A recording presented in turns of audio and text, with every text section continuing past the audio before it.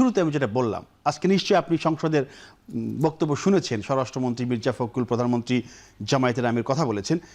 স্বরাষ্ট্রমন্ত্রী বলেছেন যে সংস্কারের বাহানা নির্বাচন বন্ধ হতে পারে এমন আশঙ্কায় তখন তারা অনেক সিদ্ধান্ত মেনে নিয়েছিলেন। প্রশ্ন হচ্ছে যে তখন আমরাও অনেক গুঞ্জন ছিল যে আসলে কেন এমনটা হচ্ছে। আজকে সেই বিষয়টা ক্লিয়ার করলেন তিনি।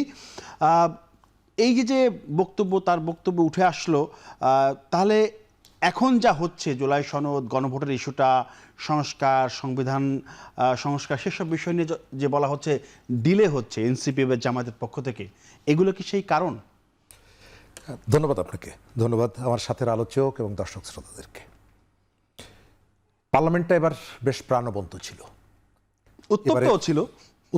আচ্ছা, আমি ওটাকেই প্রাণবন্ত। আচ্ছা, ডিবেট, পাল্টা ডিবেট এবং বিতর্কটা তাদের মধ্যেই হয়েছে যারা দীর্ঘদিন একসাথে হাতে হাত ধরে রাজনীতি করেছে।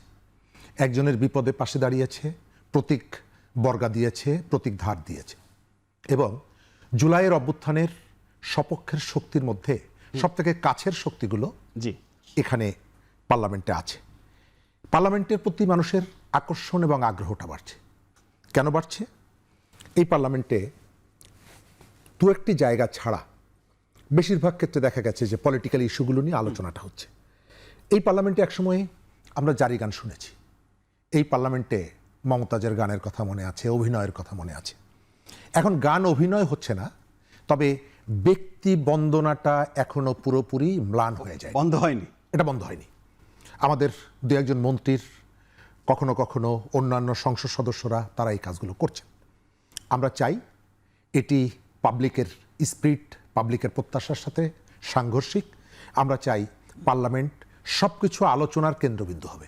জি, নাম্বার ওয়ান। নাম্বার টু হচ্ছে এই পার্লামেন্টটা, একটা পার্লামেন্টের প্রত্যেকটা মিনিটের পেছনে পার্লামেন্ট চলার জন্য 2,73,000 টাকা খরচ হয় 1 মিনিট পার্লামেন্ট চলতে। এই টাকাটা দেশের মানুষের টাকা, যারা ট্যাক্স দেয়, আমাদের সবার টাকা। সুতরাং আমাদের চাওয়াটা হচ্ছে যে এই পার্লামেন্টে যেন আমাদের আলোচনাটা হয়। কিন্তু এই পার্লামেন্টে যে আলোচনাগুলো আমি দেখেছি, যেটাকে আমি প্রাণবন্ত বলছি, 12 ফেব্রুয়ারির যে নির্বাচন, সেই নির্বাচনের ধারাবাহিকতা এবারের পার্লামেন্ট। এবং সেই নির্বাচনে আপনি স্বীকার করেন বা না করেন, বাংলাদেশের রাজনীতিতে একটা বড় অংশ সেই নির্বাচনে অংশগ্রহণ করেনি। অংশগ্রহণ না করাটা তাদের কতগুলো কৃতকর্মের কারণে অনিবার্য পরিণতি।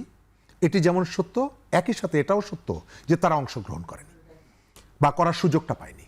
কিন্তু তারপরেও যে পার্লামেন্টটা গঠিত হয়েছে, আমাদের প্রত্যাশা ছিল যে এই পার্লামেন্টটা মানুষের অধিকারের কথাটা বলবে। 12ই ফেব্রুয়ারি দুটো ঘটনা হয়েছে। একটা হচ্ছে একটা গণভোট হয়েছে, এবং সেই গণভোটটা হচ্ছে আপনার রাষ্ট্রের চরিত্র পরিবর্তনের জন্য। জুলাই অভ্যুত্থানের যে স্পিরিটটা ছিল, যে প্রত্যাশা ছিল, সেই প্রত্যাশা পূরণের জন্য। আবার এই 12 তারিখে আরেকটা নির্বাচন হয়েছে, প্রতীকের নির্বাচন। বিএনপির যে 31 দফা সংস্কারের যে প্রস্তাব, আবার জামাত রাষ্ট্র, অর্থনীতি, সামাজিক সংস্কার, এই জায়গায় তারা 26টা দাবি এবং কর্মসূচি তুলে ধরেছিল। তার আন্ডারে অনেকগুলো কর্মসূচি ছিল। আমি এই পার্লামেন্টের অনেক আলোচনা দেখেছি, যে আলোচনার মধ্যে ওই যে পরের যে অংশটার কথা বললাম, মানুষের জীবন জীবিকা নিয়ে, এখানে সেই আলোচনাটা আমার চোখে পড়েনি। আপনি যদি জুলাইয়ের কথা বলেন, জুলাইয়ের একটা জায়গায় স্পষ্ট করে বলা আছে, আপনি যে ডিক্লারেশনে যে জায়গাটা, জাতীয় নিরাপত্তা এবং জাতীয় স্বার্থে বিদেশিদের সাথে যদি কোনো চুক্তি হয়, সেই চুক্তি পার্লামেন্টে আলোচনা হতে হবে। সেটা কি হয়েছে? আমি ওই জায়গাটা আসছি যে নতুন নির্বাচনের মাত্র 3 দিন আগে আমাদের এই পার্লামেন্টে আমাদের ভারতের সাথে সম্পর্ক, অন্যান্য জায়গার সাথে সম্পর্ক, এই আলোচনাগুলো হয়েছে। কিন্তু যে পার্লামেন্ট দাবি করছে যে এই পার্লামেন্টটা বাংলাদেশপন্থীদের উপস্থিতিতে ঠাসা, সেই পার্লামেন্টে এই ধরনের একটা চুক্তি নিয়ে কোনো আলোচনা হলো না। কোন চুক্তির কথা বলছেন? আমি আমেরিকার সাথে যে চুক্তিটা, নির্বাচনের মাত্র 3 দিন আগে যে চুক্তিটা হয়েছে, আমাদের একজন স্বতন্ত্র সংসদ সদস্য ব্যারিস্টার রুমিন ফারহানা, তিনি নোটিশ দিয়েছেন, কিন্তু সেই নোটিশটা অগ্রাহ্য হয়েছে, তিনি কথা বলতে পারেননি। মানে তিনি নোটিশ দিয়েছিলেন নাকি পয়েন্ট অফ অর্ডার দাঁড়িয়ে বলেছিলেন? তিনি পার্লামেন্টে এই বিষয়ে কথা বলতে চেয়েছেন, কথা বলতে চেয়েছেন, কিন্তু স্পিকার সেটি করেননি। অথচ আমরা এই এনসিপিকে দীর্ঘদিন লড়াই করতে দেখেছি, দিল্লি না ঢাকা এই স্লোগান দিতে দেখেছি, কিন্তু দিল্লিকে আমরা বিদায় করেছি, দিল্লির যে দাসত্ব, যে আধিপত্য, এটিকে আমরা বিদায় করেছি, কিন্তু সেখানে এসে আমেরিকার দাসত্ব প্রতিষ্ঠিত হলো।